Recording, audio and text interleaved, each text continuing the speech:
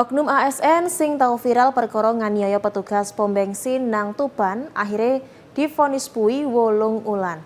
Vonis iki luwih enteng teka tuntutane jaksa, polai terdakwa ambek korbane sadurunge wis sepakat damai.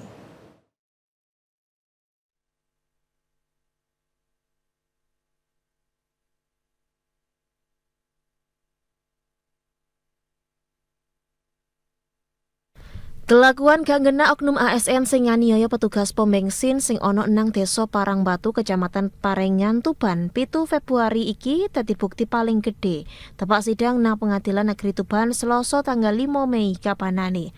Terdakwa jenenge Sujarwo, oknum ASN sing dinas nang kantor Kecamatan Parengan, kebukten salah ngibeng petugas pom bensin ambek 3 warga liyane sing nyacak nengai ambek ngedemno emosine terdakwa.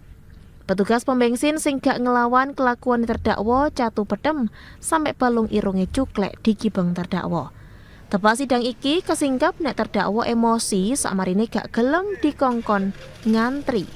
Samarine proses hukum sajeke dicekel petugas Polres Tuban, terdakwa dihukum Majelis Hakim Pengadilan Negeri Tuban ambek hukuman pidana dipuhi 8 ulan. Vonis hakim iki luwih enteng teka tuntutane jaksa sing njaluk terdakwa dihukum puhi setahun. Juru bicara PN Tuban, Marcelino Gonzales jelentrehno nek vonis hakim luwih enteng teko tuntutane jaksa, polahe rong pihak yaiku terdakwa ambek korban wis sepakat damai.